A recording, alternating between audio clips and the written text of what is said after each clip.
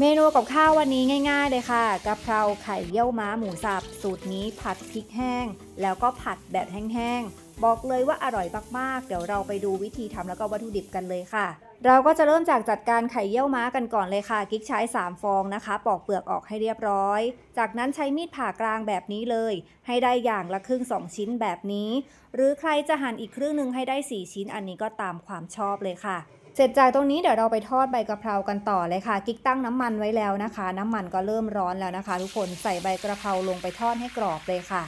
เราจะค่อยๆทอดนะคะแต่ก็ใช้เวลาไม่นานค่ะจนใบกะเพรานี่เริ่มเปลี่ยนเป็นสีเข้มๆนะคะแต่อย่าให้เข้มมากเดี๋ยวใบกะเพราเขาจะไหม้สีประมาณนี้ใช้ได้ก็ตักใส่กระชอนพักเสด็จน้ำมันไว้ค่ะใบกระเพรากรอบส่วนนี้นะคะทอดเสร็จแล้วเราจะเอาไว้โรยหน้าตอนที่เราผัดกระเพราเสร็จเป็นขั้นตอนสุดท้ายนะคะตัวนี้เขาก็จะช่วยให้มีกลิ่นหอมที่เป็นเอกลักษณ์แล้วก็รสชาติโดดเด่นทานแล้วก็จะได้อรรถรสอร่อยมากยิ่งขึ้นค่ะเดี๋ยวเราจะทอดไข่เยี่ยวม้าต่อเลยเพราะว่าน้ำมันก็กำลังร้อนอยู่นะคะใส่ไข่เยี่ยวม้าลงไปทอดเลย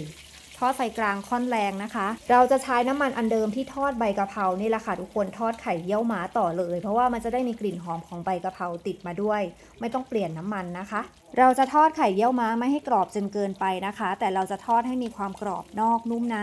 เพราะว่าเราจะต้องเอาไข่เนี่ยมาผัดกะเพราอีกทีนะคะถ้าทอดไข่ให้สุกจนเกินไปเวลาที่เอามาทำผัดกะเพราก็จะไม่อร่อยไข่ก็จะแห้งแล้วก็แข็งกระด้างค่ะไข่เยี่ยวม้าก็สุกแล้วนะคะให้ได้ประมาณนี้ใช้ได้ก็ตักพักเสด็จน้ำมันไว้เดี๋ยวเราทำกะเพรากันต่อเลยค่ะเทน้ำมันที่ทอดไข่ออกเหลือไว้นิดนึงใส่กระเทียมกับพริกแห้งลงไปผัดให้หอมเลยผัดจนส่งกลิ่นหอมก็ใส่หมูสับลงไปกิ๊กใช้เป็นหมูสับติดมัน350 กรัมผัดหมูสับให้สุกเลยค่ะเราจะผัดหมูสับให้สุกประมาณ 90% เดี๋ยวปรุงรสกันต่อเลยค่ะปรุงรสก็จะเริ่มจากใส่ซอสหอยลงไปหรือว่าน้ำมันหอยน้ำปลาซอสปรุงรสแล้วก็ชูรสเพิ่มความนัวนิดนึงค่ะใครไม่ชอบไม่ต้องใส่น้ำตาลทรายแดงหรือใครจะใช้เป็นน้ำตาลทรายขาวก็ได้ซีอิ๊วดำหวานเพิ่มสีสันนิดนึงค่ะรสชาติปรุงได้ตามชอบแล้วก็ผัดคลุกเคล้าส่วนผสมเครื่องปรุงทุกอย่างให้เข้ากันสูตรวันนี้กิ๊กจะผัดกระเพราแบบแห้งๆนะคะแต่ว่าถ้าใครที่ชอบผัดกระเพราแบบมีน้ำนะคะก็คือใส่น้ำเพิ่มได้เลยค่ะเครื่องปรุงทุกอย่างผัดเข้ากันดีแล้วก็ใส่ใบกระเพราสดลงไปแล้วก็ผัดใบกระเพราให้สุกเลยค่ะพอใบกระเพราเริ่มสุกดีแล้วเดี๋ยวเราจะใส่เป็นไข่เยี่ยวม้าลงไปค่ะใส่ไข่เยี่ยวม้าลงไปแล้วก็ผัดคลุกเคล้าให้เข้ากันขั้นตอนนี้ไม่ต้องผัดนานนะคะ